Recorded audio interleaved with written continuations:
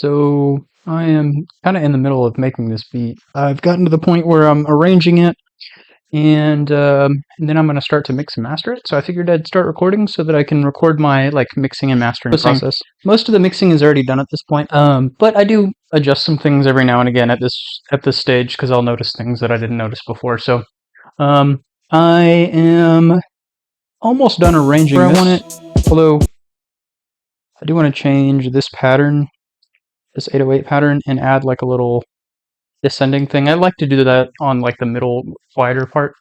So we're going to come down and lead into an E. So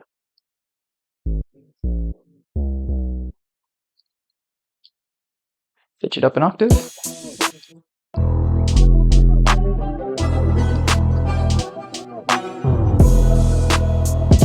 Okay. So let's make the bridge. So I do kind of the same thing for the bridge on most of my beats. I just take everything and throw halftime on it. And to make that easier, what I've done is all of my melodies are going to the same mixer channel. So they're all going here. And then on this, I have halftime, but it's completely mixed out. And so for the bridge, I just create an automation clip. Put it right here. And you can see it's turned off at all times except for where I want it. So wherever I want it, which in this case is the bridge, I'm going to turn it on. And then I will just copy and paste this. So the song's going to have two halves. And the bridge is also kind of the ending. I use the same thing for the ending most of the time. So it's going to look like this. And I can even, sometimes what I'll do is I'll take this halftime and I'll mix it in at at random parts. So maybe at this part, it's kind of boring. So maybe I could throw in a little bit of halftime just for a second, just to make things a little bit different here. I don't know if I like it there. I might do it.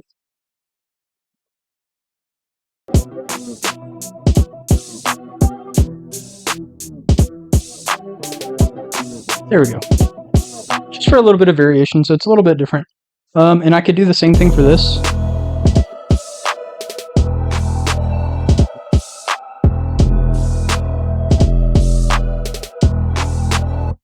If I wanted to, but there's already quite a bit going on. I don't feel like I need to add too much, different there. So I think that's as far as I'm going to go for the arranging.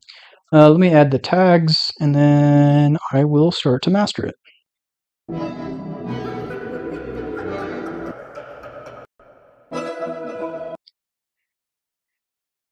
So I like to put that laugh tag at the very end, and then I've got a tag that I put right before the drop. And I usually like to make it so that it's like in time with everything. So I'll stretch it.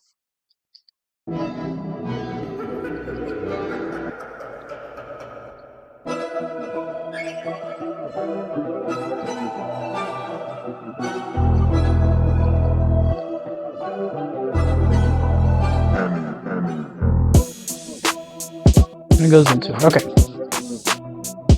So I'm going to listen through really quickly just to make sure everything is the way I want it, the levels are where I want them, and if they're not, I'll stop and explain what I'm doing. But otherwise, I'm going to cut to where I'm mastering. Okay, one thing I'm noticing is I don't think my hats are too loud, but I think the high part of my hats are too loud, if that makes sense. So I want to take the high end a little bit and kind of dampen it. So I'm just going to kind of do this.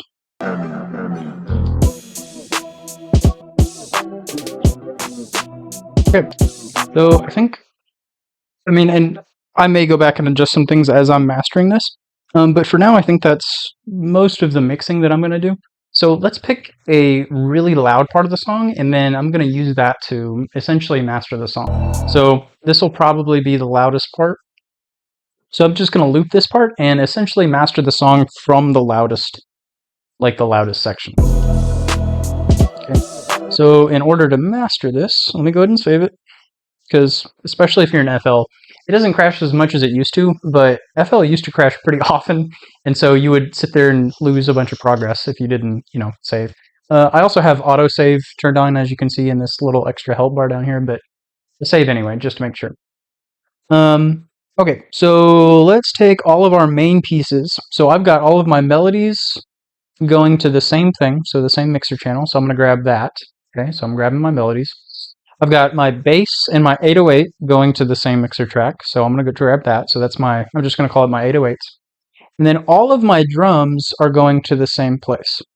So I've got all my claps, my snares, my kick, my open hats, my hats, crashes. All that is going to my drum bus right here.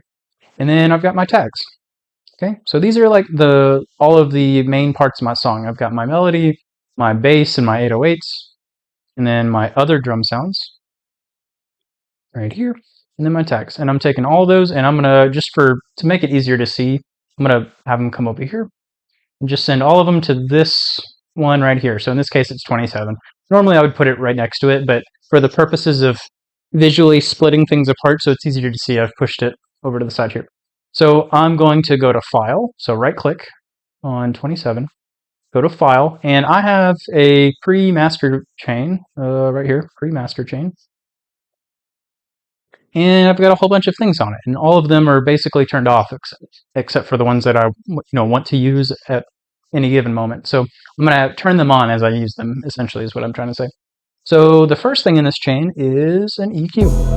So this is just to kind of monitor, and then we can also boost and cut things as we feel like we need to. As I'm mixing and mastering the song, I'm doing so with my ears and my eyes. And then in the mastering stage, I use my eyes a little bit more so than I do when I'm mixing. So I'm mixing a little bit more with my ears, and then I'm mastering a little bit more with my eyes. I don't know if that's the best way to go about things.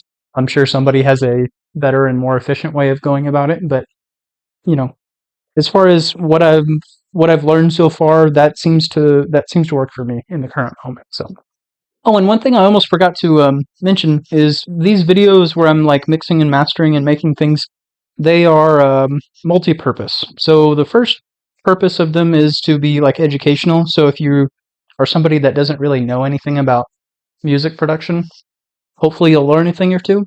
And on the flip side, if you are somebody who is already a salty seasoned veteran, somebody that knows what they're doing, hopefully you can give some insight into some things that I'm doing incorrectly, or maybe that I could just do better and improve in some kind of way. So it's multi-purpose. Hopefully you learned something, or on the flip side, hopefully I learned something. So all right, so we've got an EQ.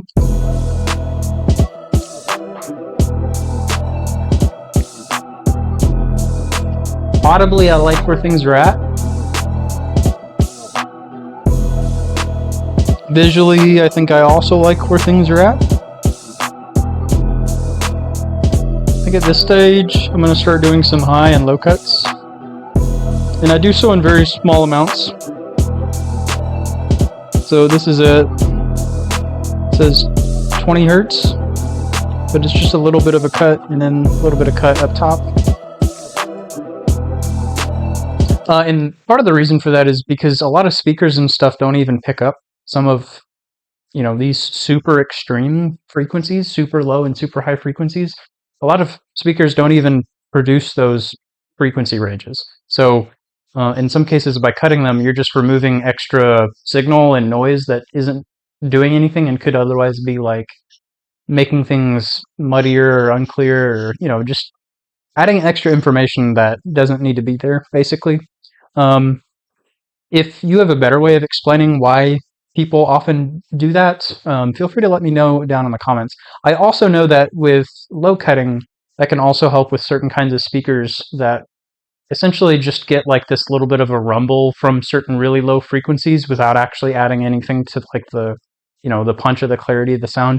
I don't know. Like I said, I'm sure somebody has a better way of explaining why people often low and high cut, but I'm doing so in small amounts a whole bunch of different times throughout, so I figured I'd explain, why at some point. Okay, so in the mastering process, currently I have like 3 or 4 different instances of Maximus, and sometimes I do more depending on the track. So to start off, I've got 3 instances of Maximus, and then I'll have one on the master chain. I don't have it here yet. We'll get there. But sometimes I will do this master chain twice if I notice that the compression that I'm doing at this stage isn't quite enough. I might do a lot of it a second time, and then I'll run it to the master chain.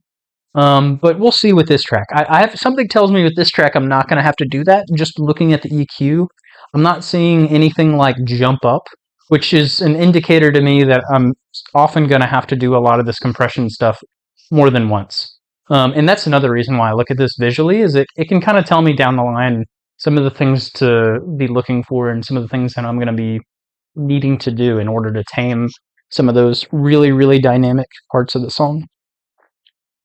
So, okay, so I've got 3 instances of Maximus, and in each instance of Maximus, I'm going to be doing various amounts of compression in varying degrees. So in this first instance of Maximus, I'm going to have the look-ahead delay relatively low, because I'm going to be doing this a lot, and it's going to introduce a lot of latency, especially when you start putting a bunch of different instances of Maximus on, like I'm going to be doing. So I'm going to keep this relatively low. And again, I'm low cutting here at 5 Hertz. That's almost doing nothing, I'm sure, but I'm going to be doing this a whole bunch of different times in various amounts, so we're going to be low cutting. I don't need to low cut a whole bunch. Turn linear phase on right here, because if you don't, and then you start independently affecting different frequency ranges, you can sometimes get like phasing issues, and it'll make the sound, it'll mess the sound up, essentially. It'll make it sound weird and like hollow, and I don't know how else to describe it, but if you check this, that can help prevent that. And in this first instance of Maximus, you're going to see my bands here. Let me turn this on so that you can just see it. My low band and my high band are very extreme on this one. And then on the next instance of Maximus, I'm going to take these bands and I'm going to move them in. Okay, and I'll move them in. You'll see that when we get there. But on this first one, I really want to focus on these super low lows and these super high highs, and just make sure nothing there is like jumping out. And if there is something jumping out, I want to control it. And then in this middle band, I'm essentially going to be compressing almost the entire song. So I'm going to be compressing very minimally. And that's the goal pretty much throughout, is just compressing in very small amounts in different frequency ranges. And in the end, if you've done that enough times, you'll make enough small differences to make a big difference in the end, hopefully. So let's begin. So here's our low band. I've got us at 10% merged. I'm doing this in small amounts a bunch of different times as well, putting things in stereo versus merged. So low frequencies tend to be merged, and high frequencies tend to be separated, just generally speaking. So let's look at our lows.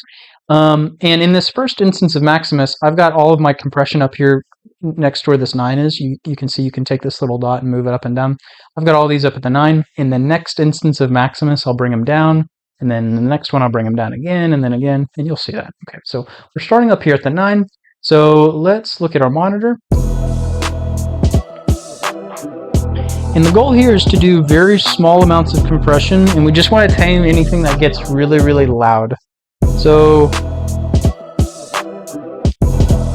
really just this first part where everything's hitting at the same time, that's really the loudest part. So maybe we can compress that just ever so slightly. So if you look at the graph, I just barely grabbed it a little tiny bit. Maybe we can push into that a little bit more. So, all right, so when we're doing this, we want to like level match. So on the pre-gain, I pushed, if you look at the top left corner, or in the bottom left corner, because I have 2 hemp bars, you'll see pre-gain 1.5 decibels. That means that I added 1.5 decibels of sound. So I need to come over here to the post knob, and I need to bring this down by 1.5. So 1.5. And otherwise, I'm changing the levels of these frequency ranges. Okay, so, small amount of compression, not much. Let's go to the mid-band. Again, this mid-band is basically the entire song. So, small, tiny amounts of compression, if any, here. And that's probably a good amount there. I am compressing kind of often, but when I am, I'm not doing it a whole lot. Maybe I'll pull it back a tiny, like 0.1, okay? And since I pulled it down 0.1, I'm going to push it up 0.1. Because otherwise I'm just changing the level of that frequency range. Okay, so let's go to the highs. And again, this is just 10K and above, about 10,000 Hertz and above, so it's just the very highest frequencies. So there shouldn't be too much to do here. So currently I'm just barely compressing just this one little thing that pops out, it seems. So I can probably push a little bit more into this. Okay, it seems like I'm grabbing a little bit more now, which is okay. Just want to be grabbing that stuff that gets a little bit louder. Seems like I'm grabbing the clap, the high end of the clap, which is okay actually. I don't want the clap to be the most dominant thing in the high end necessarily. Okay, so 0.6, so I pushed this up 0.6, so this needs to come down by 0.6. Alright, let's go to the master. And I'm going to treat the master like I treated this mid-band, just barely compressing anything at all. This may even be too much. Maybe not. Yeah, maybe it's a little bit too much. I'm going to pull it back like 0.1, 0.2. Because I don't want to be compressing every single highest point, just the highest of the highest points. Okay, so I pulled it back by 0.2, so this goes up by 0.2. Alright, and that's our first instance of Maximus, okay? Now I'm going to do it again. Except in the second one, you're going to notice a couple of changes. The first change is our compression is now going to be, instead of up by this 9, it's going to be a little bit further down by this 6. And what that means is the compression is going to be a bit more aggressive. So it's going to be compressing a little bit more at like a steeper ratio. The other difference is if you look at the bands, I've pulled them in a little bit. So instead of this low band being down here by 100, it's now up here at 175. And this high band, instead of being up here at 10K, it's now closer to 5K. Okay, close enough. All right, so I've brought these bands in a little bit. But the process will be basically the exact same. Okay, so let's solo the lows. And on this one, I am merging the lows by another 10%. So let's look at it. So I just want to be compressing the highest, like the loudest of the loudest parts. So let's bring this down until it's, that may be the perfect place right there. I might be able to go a little bit lower. So I'm going to push into this a little bit. So I'm going to push in just a little bit and let's just see what it looks like.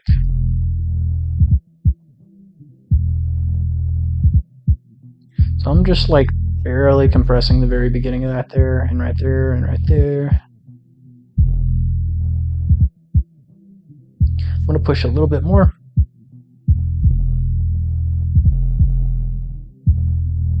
And the changes I'm making right now are probably unnoticeable. Like you probably wouldn't notice this in the context of the entire mix.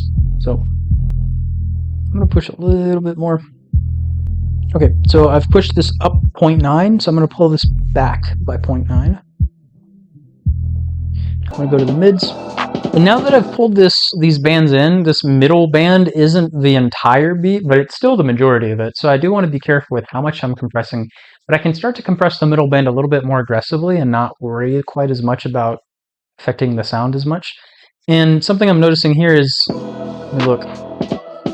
Yeah, in this middle band, even though it's the middle band, the kick is still one of the loudest parts. So I think I do want to compress this a little bit aggressively, compared to how I did previously, because I want that middle frequency range to mostly be dominated by that clap or that snare. So let me compress this down just a little bit more than I did last time on the middle band. And this may be too much, because I don't necessarily want to compress everything like this. So I'm going to pull back.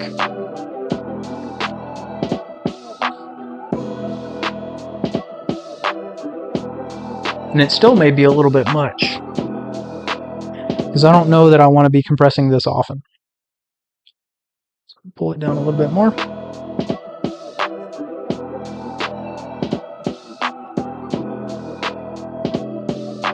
Okay. All right, so I pulled it back by 1.6, so I'm going to push up 1.6.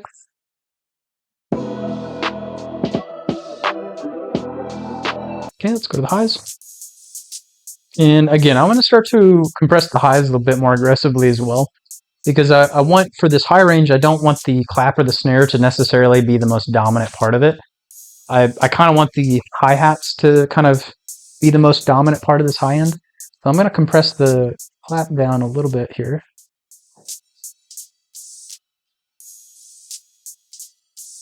And you'll notice really only the claps are getting compressed. I am compressing a little bit here and there, so I'm going to pull it back a little bit.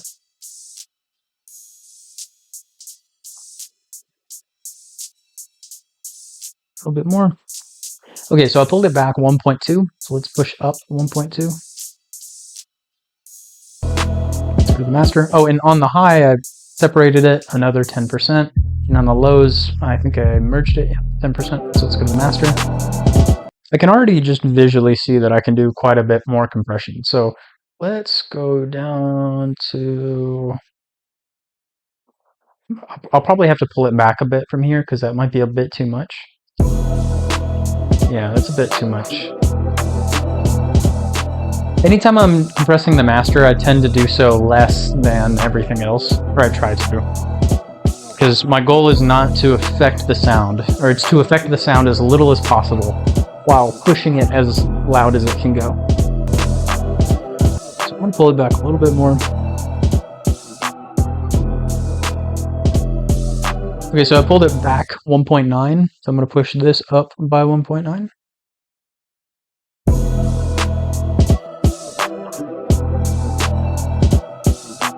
Okay, so that's my second instance of Maximus. Let's go ahead and save it. My computer is starting to lag a bit. Now I'm going to open up a third instance of Maximus, but this time I'm going to be a bit more strategic with how I place my bands, because before it was just kind of like the extremes, and then I pulled them into 175 hertz and 10k hertz. But this time, like I said, I'm going to be more strategic. So let's go to our middle band, and I'm going to solo the middle band so we can only hear it. And then I'm going to pull this band in until I can't really hear that kick or that 808.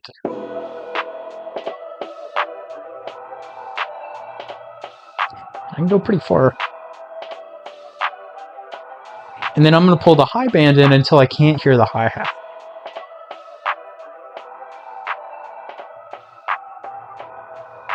Yeah, I don't want to go too far because I don't want my middle band to be too skinny. But I want my clap or my snare to be the most dominant thing in here. And then at this point, the process is going to be basically the same. And you'll notice I've high cut a little bit here at 11 hertz. Again, I'm doing that in small amounts a bunch of different times. So in the end, I'm probably not going to have much, if anything, in that super, super low range, which is... Okay, so let's go to the lows.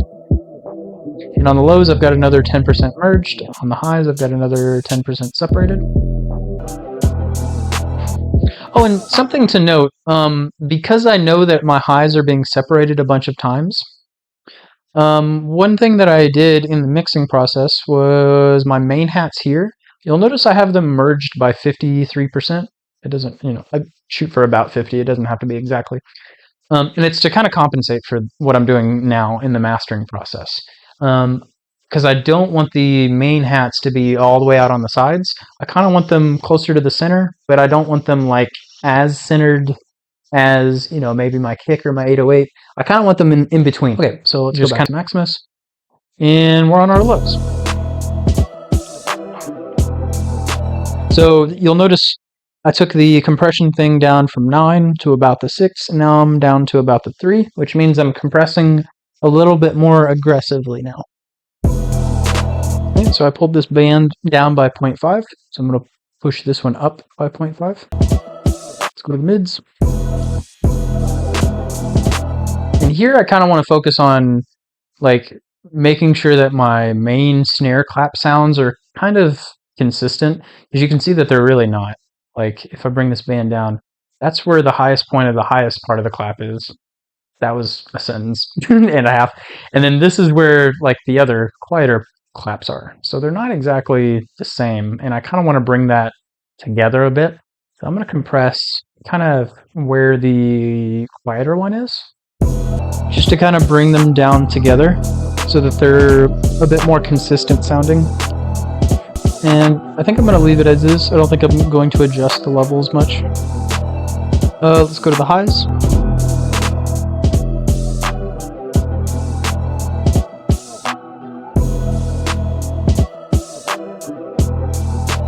Go to master. So this is a bit too much. I don't want to be compressing every loudest part, especially in the master. So I'm going to pull this back. Right now, I pulled this back by 1.1, so I'm going to push this up by 1.1.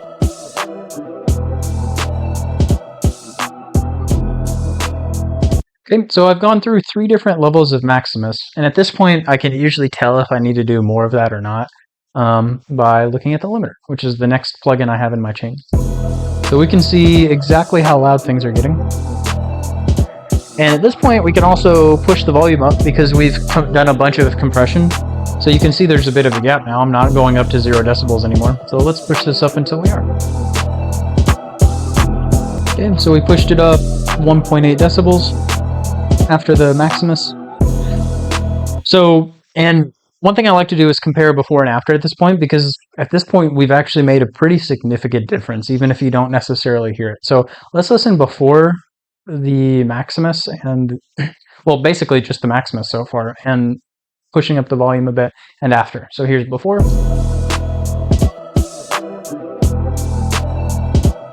And as you can see, we actually are going above 0 a little bit. So we're actually a little bit too loud. But when I turn everything on,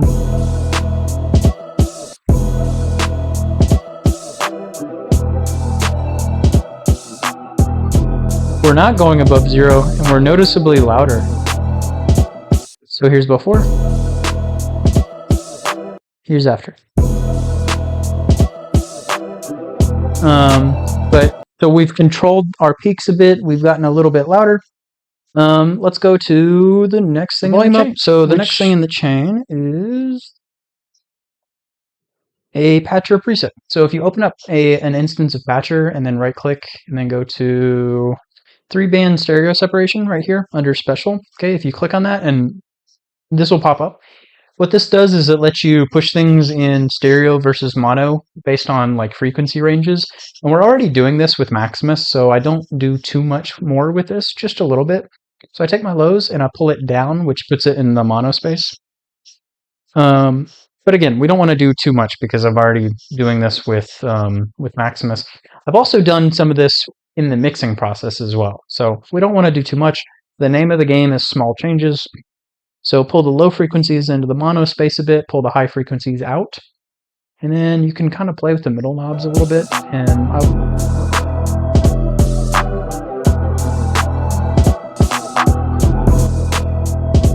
okay, the next thing I have is another patcher preset.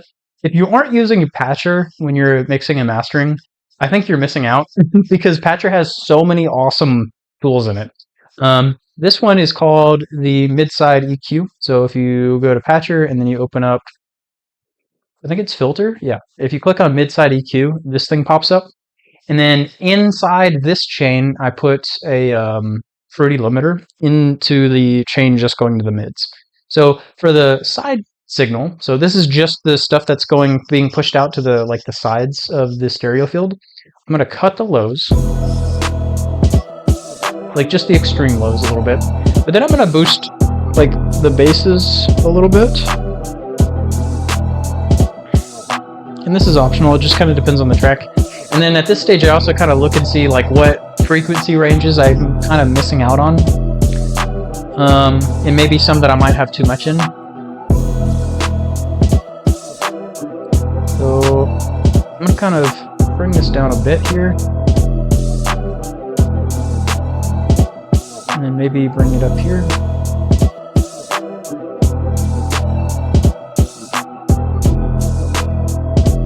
Okay, and then again, so this other signal is just the mids, so this is everything that's in the mono space. Sometimes what I like to do is use this like a soft clipper, and I'll like push stuff into this. This is obviously an extreme example. That's too much, but I guess that kind of works. But you can do cool stuff by putting a limiter on just the mid signal. Like you can get some cool effects by doing that. But like I said, sometimes I put some saturation on this. Sometimes I use it like a soft clipper. But most of the time it's just to kind of look at things and observe.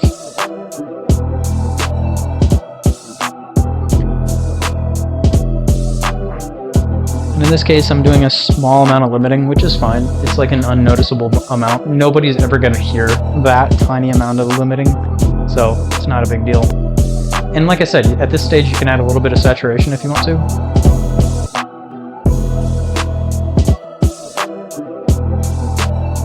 And then we can look at the mid signal EQ independently.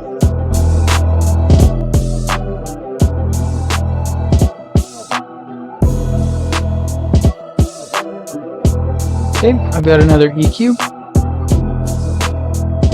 Mostly just to monitor things and make sure everything looks the way that I want it to and sounds the way that I want it to.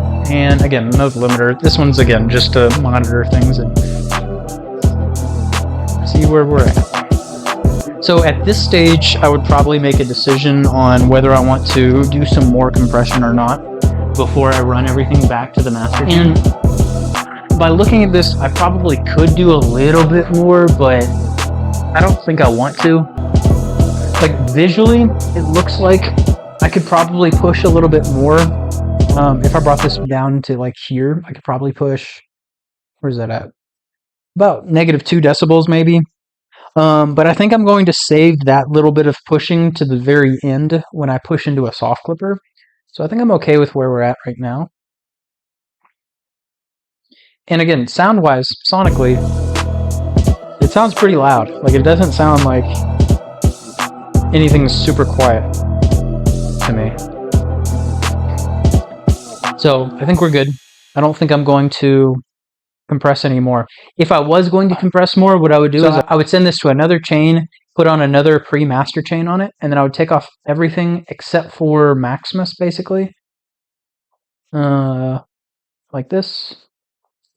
And on Maximus, what I would do is take everything down so I'm not adding any more delay, and I would just compress a little bit more, basically. And then I would run it to the master chain. But on this one, I don't think that's necessary, so it's not necessary. I'm just going to send everything to the master chain. Where is it? Master preset. There we go. And you'll notice a whole bunch of similar looking things, and that's because I'm going to be doing some of the same processes that I did on the pre-master chain, just slightly differently.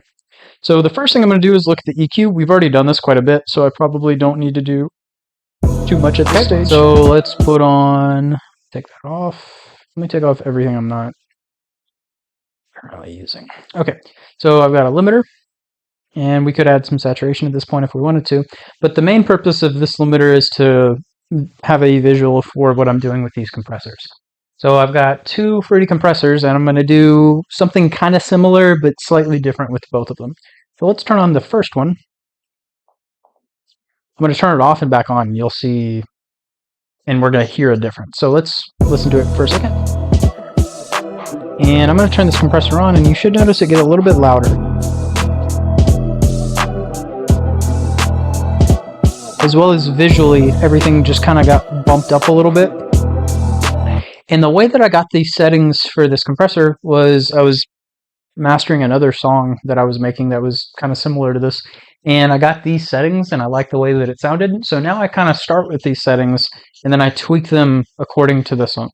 So I'm going to just kind of listen for a second and look at the visual that I've got over here and kind of tweak this.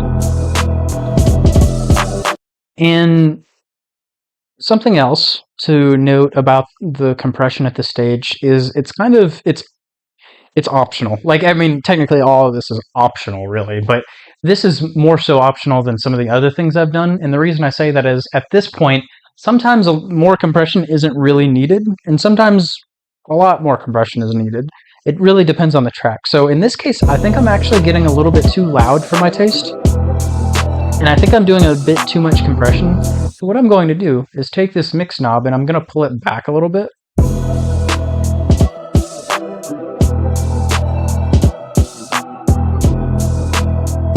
That way I'm only getting some of that compressed signal through. In this case, I'm getting 69% of that compressed signal through. And then I'm going to do the same thing with this other compressor, but what you're going to notice is with this other compressor, the settings are a bit ridiculous. And by ridiculous, I mean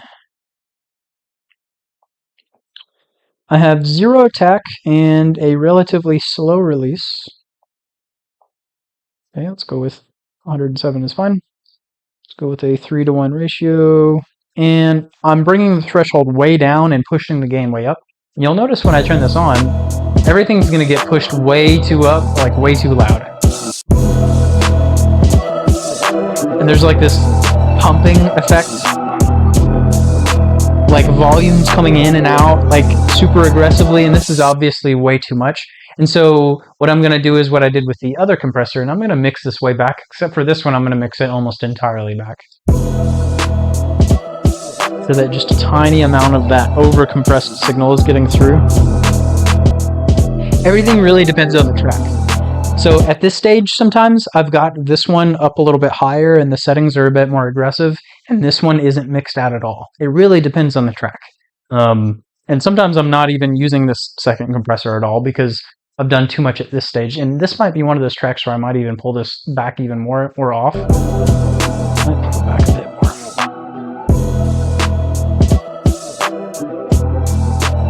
But yeah, just play with the mix knobs until you get a sound that you're happy with. And then the next thing we're going to do is the same thing we've been doing with Maximus, except we're going to treat it like the third instance of Maximus, where we're going to solo the mids, and then we're going to pull this back until we don't really hear the kick or the 808 as much. And then we're going to pull this in until we don't really hear the hats.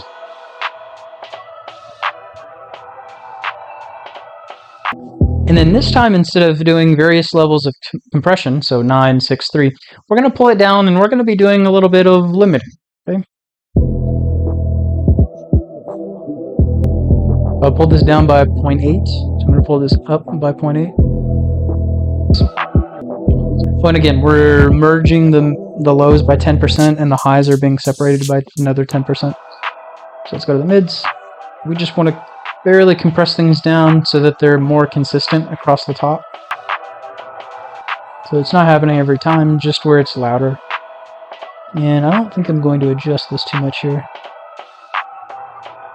Let's go to the highs. Yeah, I'm cool with compressing the highs a bit more aggressively here, or limiting the highs a bit more aggressively here. Because, like I said earlier, in this high range, I kind of want the hats to be a bit more prominent than the clap. Or at least more so than it is currently. So we went down by 0.8, so let's go up by 0.8.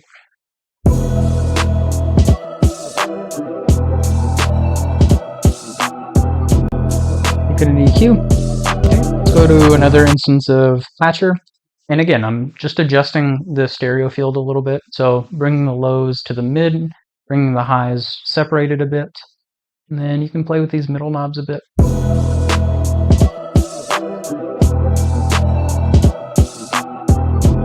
And then the last thing I'm going to do is I'm going to put this limiter before the soft clipper. And then I'm going to observe this and just see if I can push a little bit more into that soft clipper.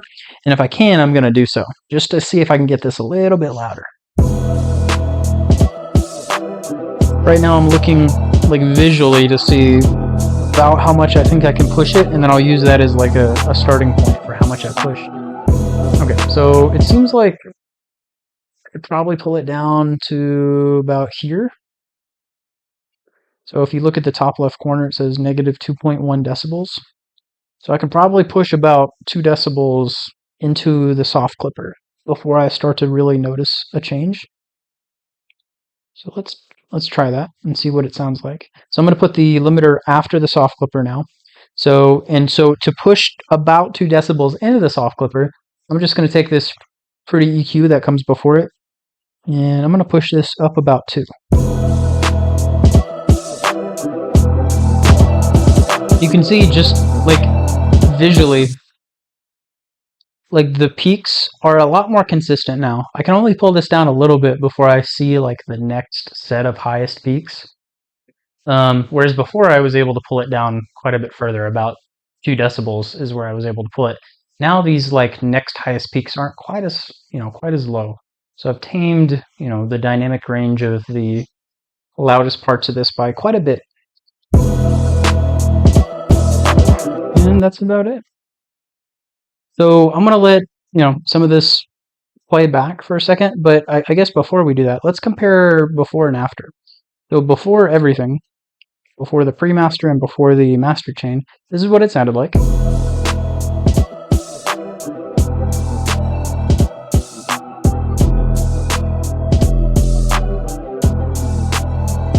And as you'll notice, I'm going above 0.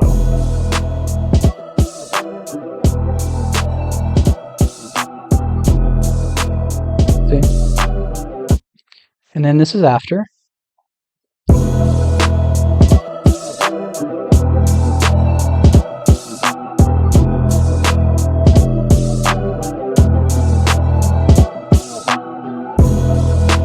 You'll notice I'm not going above 0 at all, so I'm never gonna be, clipping at any point. And not only that, I'm a lot louder.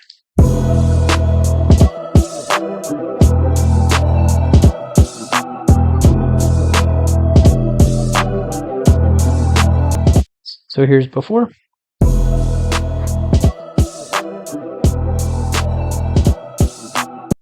Here's after.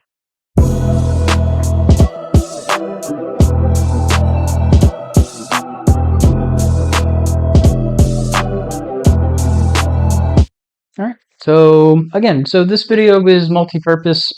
If you don't know anything about music, hopefully you'll learn something. If you do know what you're doing, hopefully you saw something that I can improve and you feel inclined to let me know in the comments. So I'm going to let this kind of play back a little bit, and that'll be it.